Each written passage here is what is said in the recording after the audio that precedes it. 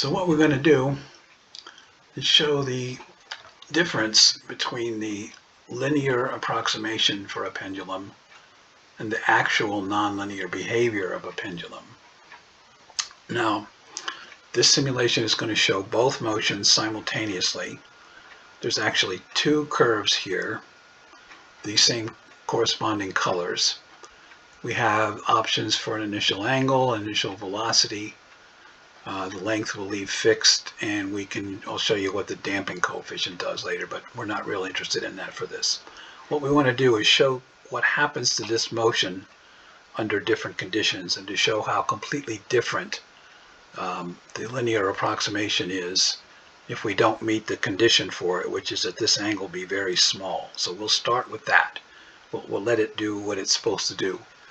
So our initial angle is 1/10 of a radian, which is about 6 degrees or so.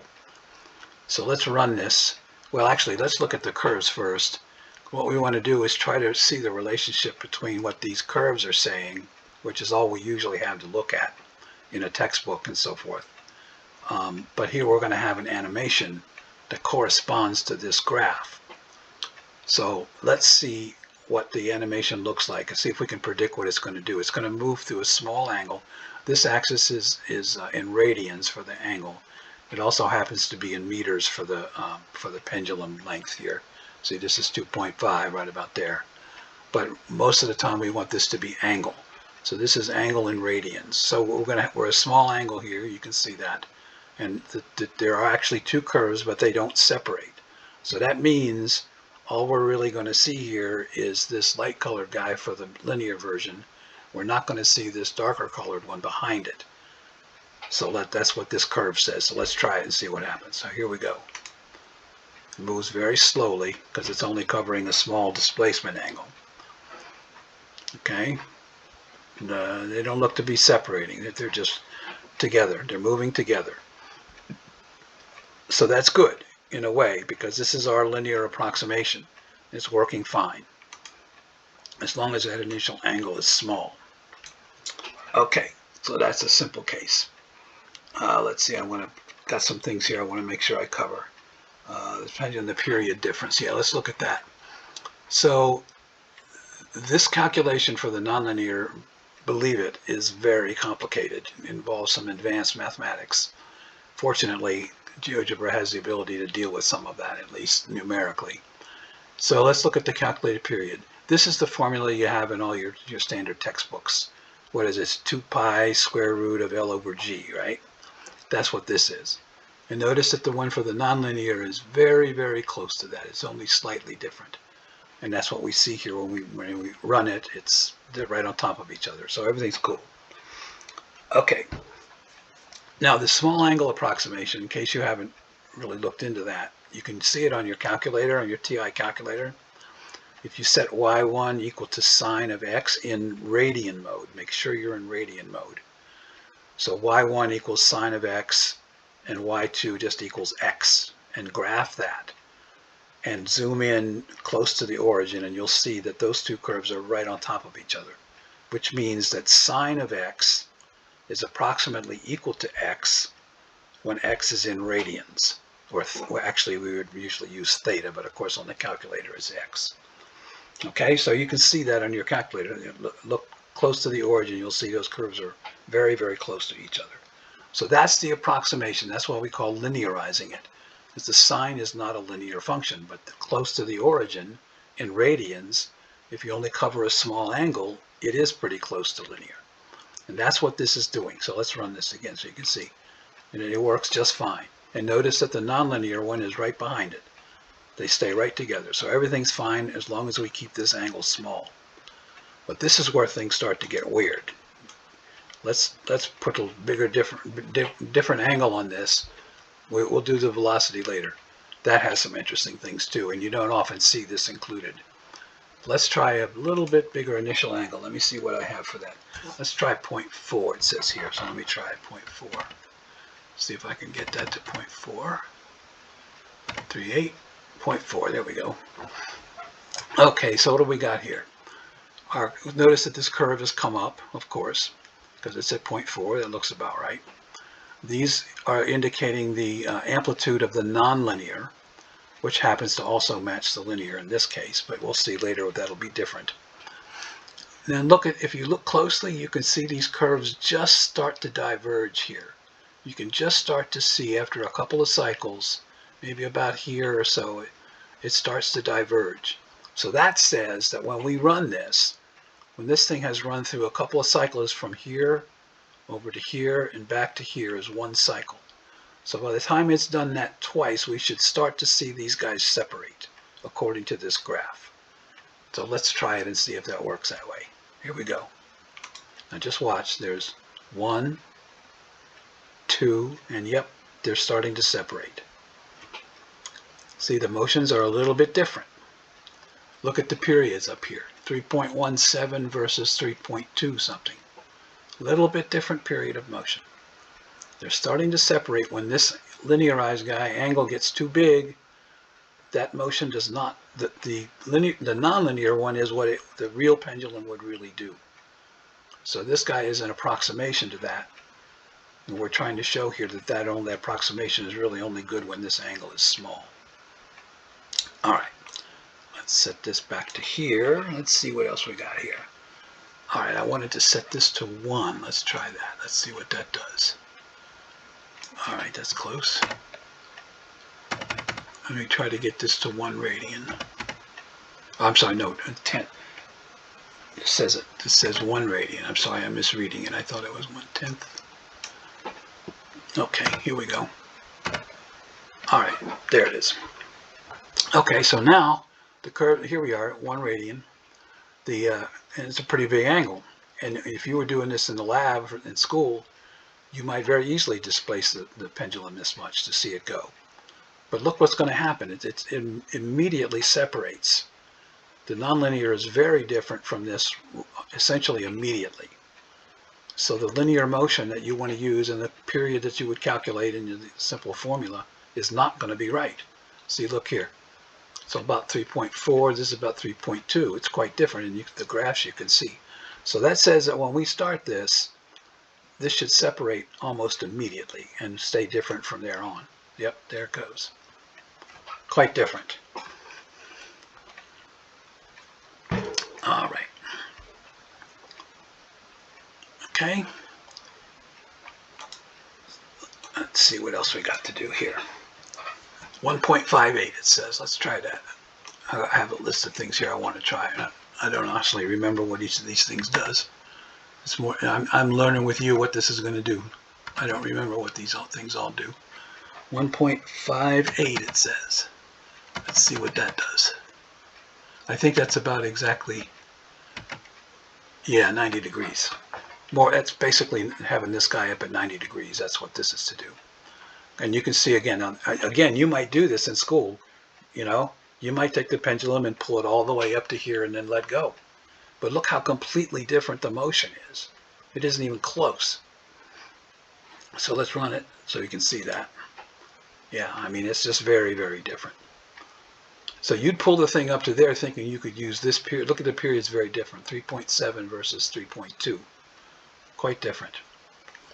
Right? So that the actual motion that it's going to do is very different from what you think it's doing if you're using only this simple version, which you probably would do in school. Because again, the math that it takes for this is way beyond high school level. So you wouldn't be using any of that. Okay. So anyway, I wanted to just show it at 90 degrees because I thought maybe some people might actually try to do that. So let me stop this. Okay, let's see what else we got here. 1.58 it says. Have we done that? We did that. Oh yeah, okay. I wanted to also show damping here while we're at it. Now watch this. Here we have this motion. Now watch what happens when I put damping in. Whoa. See how it dies down here. Now what do you think that's going to do to the motion? What's it going to look like when I click this? It's going to start swinging at this amplitude, but the amplitude is going to just get smaller and smaller as it runs. When I watch. See that? It slows down. That's faster than you'd probably see in the real world. That's awfully fast. Right? It wouldn't slow down that much. But you know it's going to slow down. If you start the pendulum moving you know, at 10 o'clock, it's not going to still be running at 10:30. You know, in a few minutes, it's going to stop. So this just illustrates that idea. But for what we want to do here, we don't want to, here, this thing is, it's got a little clicky thing over here that keeps going off. All right, so let me set this back to 0. Okay, good. All right, so that's that. So let's see what else we got to do. It says here to do 2.32 on the angle. Let's try that and see what that does.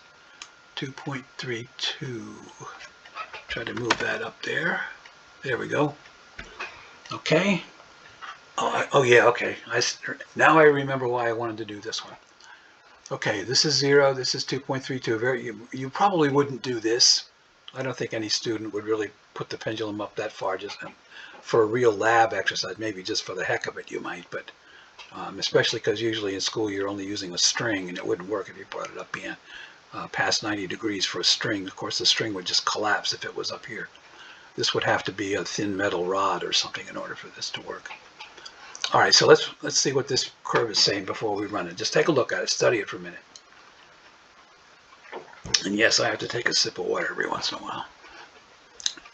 So let's see. This guy is, the nonlinear one is at a max, which is a positive angle, which means swinging up toward pi. This is getting close to, well, pi is up here, but it's getting up toward there. So it's going to swing up to a pretty high angle. In fact, this is the angle. This is the angle it's going to, 2.32 right there. See where this curve is? 2.32, which is exactly what we set it at. So it's going to come up to that. And at the same time, though, the other guy, almost, it's not exactly the same, but it's pretty close to this. This will be the opposite side. So the one of them is going to swing up to this side. The other is going to be swinging over to the other side, is what these curves are saying, right? But look at this. This is the reason I wanted to do this one. Look what happens over here. The nonlinear curve comes up, and the linear curve comes up, and they meet pretty close anyway. So at some time here, it looks like around 9.5 or so seconds, these two guys should intersect with each other again.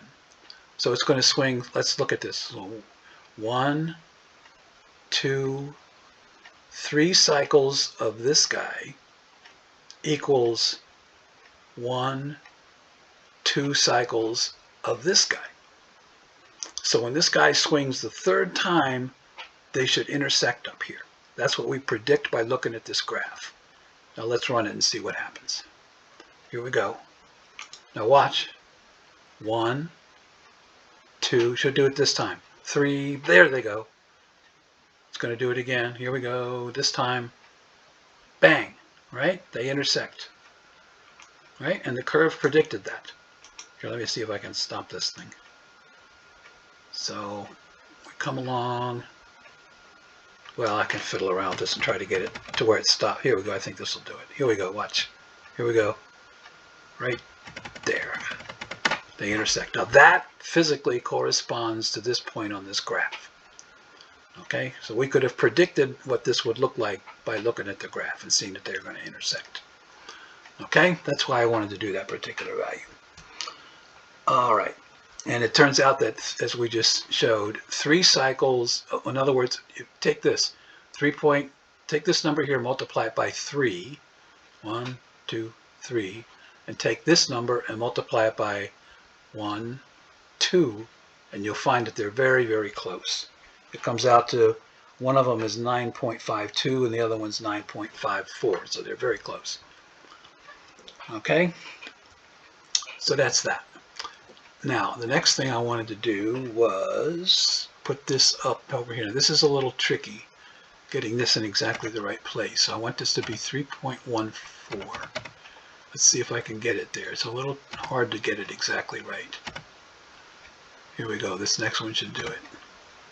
Okay, good. 3.14. Now, this is an interesting one. Let's look at this and see what this is saying. So our initial angle is basically vertical, right? 3.14, of course, is very close to pi. So what is this graph saying? The linear approximation guy is going to just oscillate as usual, and it's going to go, from plus and minus pi. So in other words, it's going to swing all the way around to here, and then all the way around to here again, and just keep doing that. But look at what this one does. This is very, very different. This is, once we click this and get it to running, this is going to stay up near here, and then it's going to quickly change and go to the other side and stay there for a while. Very interesting motion. So let's reset this. Now watch what this does now. Pay attention. Look at, there he goes, and he falls down, comes back up, stays there, and then falls back down around the other side. Look at that. Now that's still periodic motion. It doesn't look anything like a sine wave like these guys do, but it's still periodic. It repeats. Okay? Goes all the way up to pi and swings all the way back around to negative pi. This time, incidentally, is arbitrary. That's why it clicks back. It runs all the way over to here and then just resets back to here. It's not continuous time. All right, so look at that odd motion that this thing does. All right, now, here's what's cool. Let me see. I'm looking at my notes to make sure I got everything I wanted to do here. I want to show you what happens if I click this one more click. Because I think, now watch what happens to this curve. Oh, interesting. It just stays there.